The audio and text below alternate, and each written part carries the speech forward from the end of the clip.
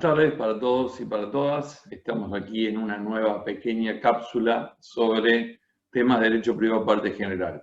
Siempre aclaramos que cuando hacemos estos pequeños registros fílmicos no sustituyen los mismos a ninguna clase que ustedes vayan a tener con algún docente o con su docente de comisión, ni tampoco sustituyen la necesaria lectura del libro por el cual ustedes estudian la materia. La idea es proporcionarles sobre algunas cuestiones, de las más importantes o de las más complejas de la materia, algunos pequeños consejos, intervenciones, para que les sea más fácil la lectura y la comprensión de esa problemática. Hoy tenemos una que, quizás porque se da al comienzo de la materia, en la unidad número 2, cuando se habla de las fuentes del derecho privado, presenta algún tipo de complejidad siempre para los alumnos al momento de tener que exponer en su examen. Y el tema del que vamos a tratar tiene que ver con, dentro de las fuentes, con una problemática particular de la ley, quizás la fuente más importante del derecho privado. Dentro del tema de la ley, todos sabemos desde cuándo una ley se torna obligatoria, es decir, todo el proceso por el cual se forman las leyes en sentido formal en Argentina, la discusión en las cámaras, la promulgación por el Ejecutivo, la publicación, y después si la ley dice cuándo entra en vigencia, o si por el contrario se esperan los 8 días posteriores a su publicación. Pero el tema que vamos a traer hoy tiene que ver no tanto con la ley considerada en sí misma, ni con la clasificación de las leyes, sino con los casos que una ley tiende a regular, sino con los casos que una ley tiende a regular y la problemática de la diferente sucesión de leyes en el tiempo. Pongamos un ejemplo. En el año 2020 se sancionó una nueva ley de alquileres. Al momento de entrar en vigencia no había ninguna duda que todos los contratos de locación que se celebraran después de la vigencia de la ley iban a ser alcanzados por ella. Sin embargo, podemos plantear una serie de interrogantes respecto de otros tipos de contratos de locación. Por ejemplo, ¿qué pasaba con los contratos celebrados antes de la vigencia de la ley y que al momento de entrada de puesta en rigor de la misma todavía estaban vigentes? ¿Qué pasaba si un contrato se había extinguido con anterioridad a la entrada en vigencia de la ley y había una controversia judicial sobre el mismo en tribunales y la ley cambiaba? ¿Se le aplica la nueva ley de locación a los dos casos últimos? Tomemos otro caso más amplio. Por ejemplo, cuando en agosto de 2015 entró a regir el nuevo Código Civil. Ustedes saben que el Código, en su naturaleza, es una ley. Y como tal, modificó en la unificación de los Códigos Civil y Comercial muchas materias. Por ejemplo, pongamos en el caso, para tomar un caso accesible, del matrimonio y la disolución del matrimonio. ¿Qué pasaba con los matrimonios que tenían un juicio de divorcio en trámite al momento de entrada en vigencia del nuevo Código Civil y Comercial? ¿Se le aplicaba el nuevo código al divorcio en trámite de ese matrimonio? No hay duda que si el matrimonio se celebraba en noviembre de 2015, la única ley aplicable y vigente era el nuevo Código Civil y Comercial. ¿Pero qué pasaba con los matrimonios que se celebraron antes de agosto de 2015? Si después de esa fecha querían disolver el mismo, ¿se regían por la ley vigente al momento de su celebración? ¿O se regían por la ley que existía al momento en que pretendían disolver el matrimonio?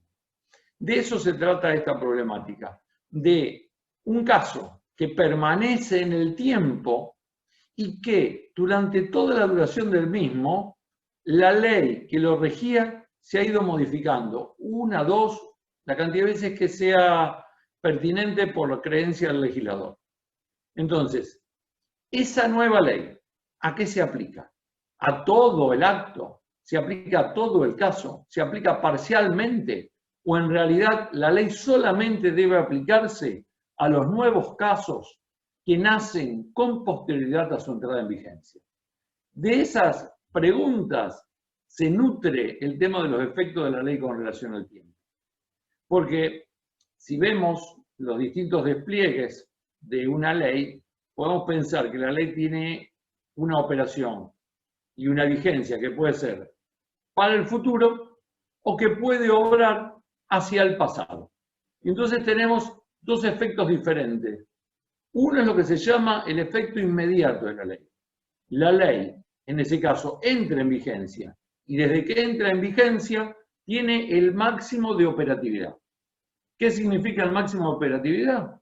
Que se va a aplicar a todos los casos nuevos, naturalmente, que nacen con posterioridad a ella, y también se aplica a todo lo que viene en curso, a todo lo que viene desarrollándose y que todavía no se ha extinguido bajo la vigencia de la anterior ley que hoy ya ha sido derogada. Ese es lo que se llama el efecto inmediato y tiene su razón de ser en que teóricamente cuando el legislador modifica una ley, lo que quiere hacer es generar una legislación que por lo menos en la teoría sea mejor que la anterior, por lo menos en la teoría. Entonces, si se considera que una ley debe ser modificada por otra, que debe ser sustituida por otra, naturalmente tratamos de que esa ley se aplique con la mayor extensión posible y se aplique a todos los casos posibles, los nuevos y a todo aquello que no se haya consumado ni extinguido bajo la vigencia de la ley que hoy ya ha sido derogada. También uno puede tener una mirada respecto del efecto que la ley tiene hacia el pasado. Es lo que se conoce generalmente como el problema de la retroactividad de la ley. Muchas veces los alumnos nos dicen, bueno, hablen del tema de los efectos de la relación de la ley en relación al tiempo y dicen, el tema de la retroactividad. Bueno, pero no es el único efecto posible de una ley, la retroactividad. La retroactividad importa que la ley retroobre, actúe hacia el pasado. En general, al legislador le interesa mucho más poner disposiciones que operen y que incidan sobre el futuro, sobre lo que todavía no se ha extinguido ni consumado. La legislación retroactiva es poca y en general es una legislación que tiende a ser más benigna para las partes o para los sujetos. Pero igual puede haber legislación retroactiva en materia civil, sí puede haberla, y lo vamos a ver después cómo lo regula el código. Y hay una situación intermedia, excepcional, que sería una verdadera distingo del efecto inmediato, que sería lo que se llama el efecto ultraactivo de la ley. Una ley derogada sigue rigiendo mientras existan casos vigentes que hayan nacido cuando ella estaba en funcionamiento. ¿Qué quiere decir este último efecto, efecto diferido o ultraactivo? Que en el caso de los matrimonios, si se casaron con una determinada ley, por ejemplo, el Código Civil, ese Código Civil debería regir la vida de todos esos matrimonios que se casaron antes de agosto de 2015, mientras estos matrimonios subsistan. Una vez que los matrimonios que se contrajeron antes de 2015, agosto de 2015, terminen, el Código Civil no se aplica más al caso de matrimonio. Es decir, hay una supervivencia de la ley que se mantiene mientras existan casos vigentes que nacieron cuando ella estaba en funcionamiento. ¿Cómo se condensan los tres efectos en el nuevo Código Civil y Comercial?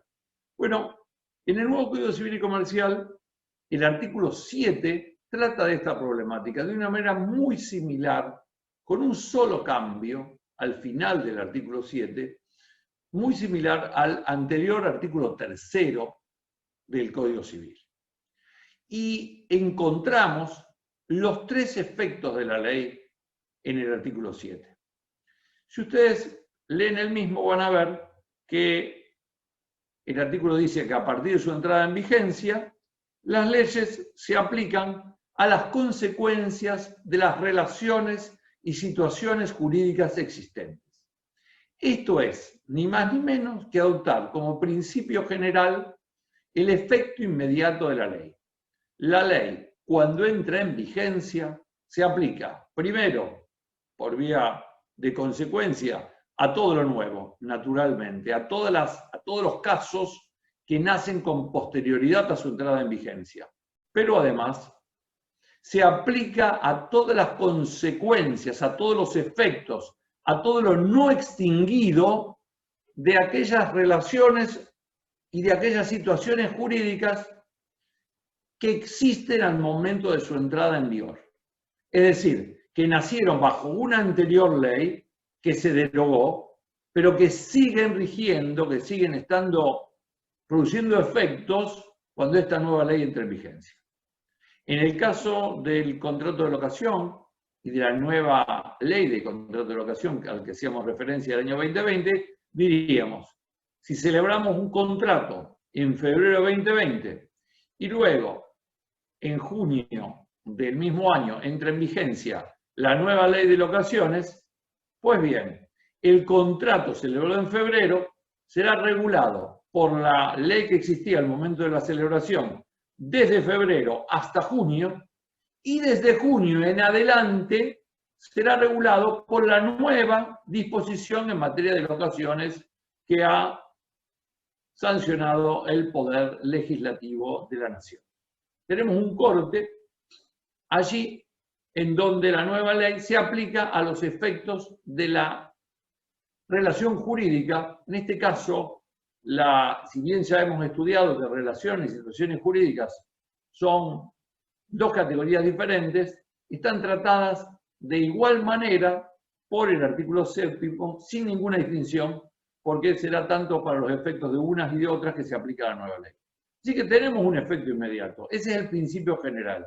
Si la ley no nos dice ninguna cuestión respecto de a qué caso se aplica, porque la ley podría dar algunas características o decir alguna particularidad, tenemos que recurrir al artículo 7º, y el artículo 7º nos dice que el principio general del derecho argentino es el efecto inmediato de la ley.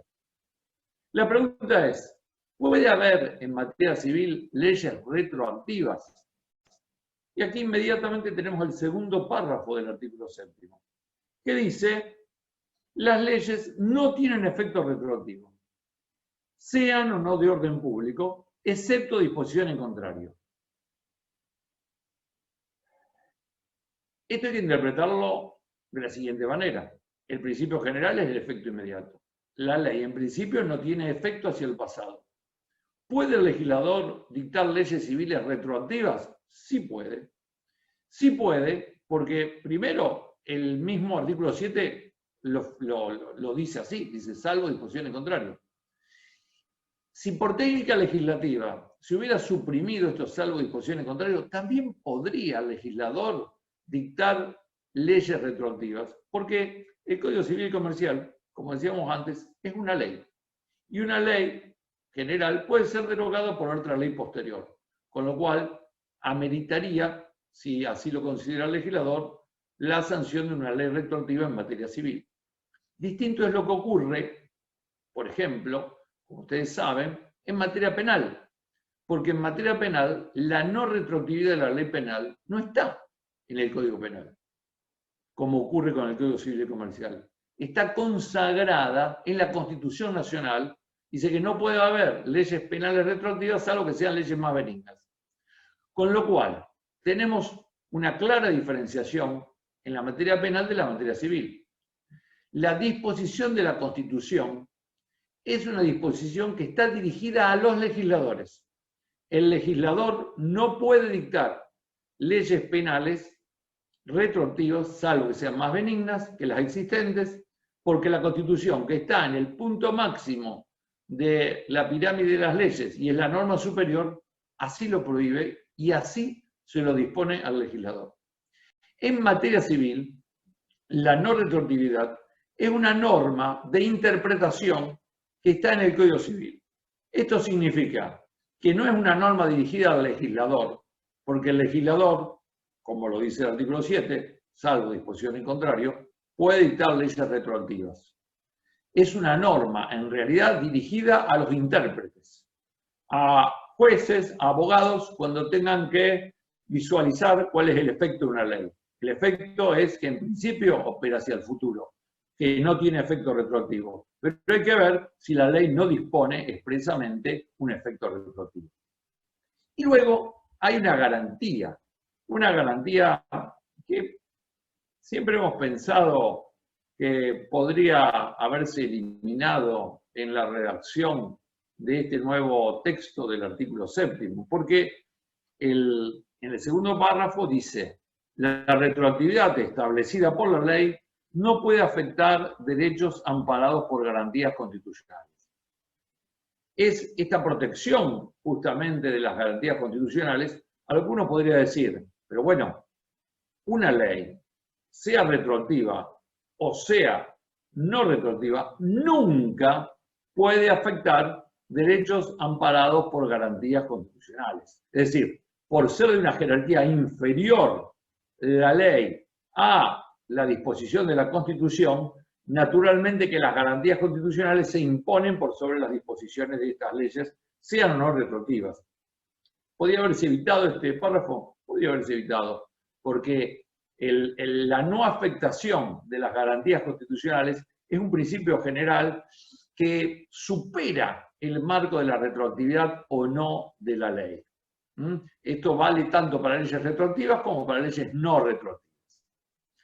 Y si terminase ahí el artículo sería mucho más sencillo, porque fíjense que en la estructura venimos hablando de relaciones y situaciones jurídicas generales, en donde se le aplica la nueva ley a las consecuencias, a todo lo no consumado, a todo lo no extinguido de esas consecuencias, de esas relaciones y situaciones jurídicas que existían vigentes al momento de entrada en vigor de la nueva ley, que la retroactividad en principio es una norma que va dirigida a la interpretación que hacen los jueces de las leyes, que las disposiciones civiles no tienen efecto retroactivo, salvo que el legislador lo prevea, y que el legislador puede prever una norma de carácter retroactivo, porque en definitiva la no retroactividad está en el Código Civil, no en la Constitución, y lo que dispone una ley puede ser derogado por otra ley posterior. Sin embargo, en la técnica tanto del artículo 3 como del actual artículo 7 del Código Civil y Comercial, tenemos un tercer y último párrafo donde ya se deja de hablar de la relación y la situación jurídica en general para tratar un caso particular de relación jurídica, que es el de los contratos en curso de ejecución. El último párrafo dice textualmente: las nuevas leyes supletorias no son aplicables a los contratos en curso de ejecución, con excepción de las normas más favorables al consumidor en las relaciones de consumo. Esta última excepción respecto de las normas más favorables al consumidor en las relaciones de consumo, es el agregado, la diferencia específica que tiene el actual artículo 7 del anterior artículo 3 del Código Civil y Comercial. ¿Y qué significa esto? Bueno, esto significa la adopción parcial en el derecho argentino de una ultraactividad de ciertas y determinadas normas para una específica relación jurídica. Ustedes saben que las normas, las leyes, se pueden clasificar en leyes imperativas y en leyes supletorias. Dentro de la categoría de las leyes supletorias, estas van a seguir rigiendo para los contratos que estén en curso de ejecución cuando la nueva ley entre en vigencia. Es decir, si el legislador sanciona una norma legal que entre en vigencia, donde tengamos regulaciones de contratos, como por ejemplo en el caso del contrato de locación, donde tengamos normas o disposiciones imperativas y disposiciones supletorias, las normas imperativas serán de efecto inmediato y de aplicación inmediata a ese contrato en curso de ejecución. Sin embargo, las normas supletorias seguirán siendo de aplicación las que existían al momento en que el contrato se había celebrado. Esto no es más ni menos que preceptar en materia de contratos en curso de ejecución y de disposiciones supletorias el efecto ultraactivo de la ley. Una ley derogada sigue acompañando a una relación jurídica particular, contrato en curso de ejecución, respecto de las normas que ella contenía, puntualmente las normas que contenía en materia o con carácter supletorio. La excepción es que el Código Civil y Comercial dice, esto se va a acontecer siempre y cuando las normas supletorias no sean más favorables al consumidor. O sea que aún en caso de normas supletorias en contratos en curso de ejecución, si la nueva ley a su vez tiene una disposición que es más favorable al consumidor, esto importará el efecto inmediato de la nueva norma supletoria. Vuelvo a resumirles. Efecto inmediato de la ley se aplica respecto de todas las relaciones y situaciones jurídicas nuevas y las que están en curso de ejecución no extinguidas al momento en que la ley entre en vigencia. No retroactividad de la ley como principio. No retroactividad como criterio dirigido al juez al tener que interpretar una determinada ley. Retroactividad que puede ser dispuesta por el legislador y que siempre una ley, sea retroactiva o no retroactiva, no debe afectar derechos amparados por garantías constitucionales. La excepción al efecto inmediato la tenemos en una relación jurídica particular, los contratos.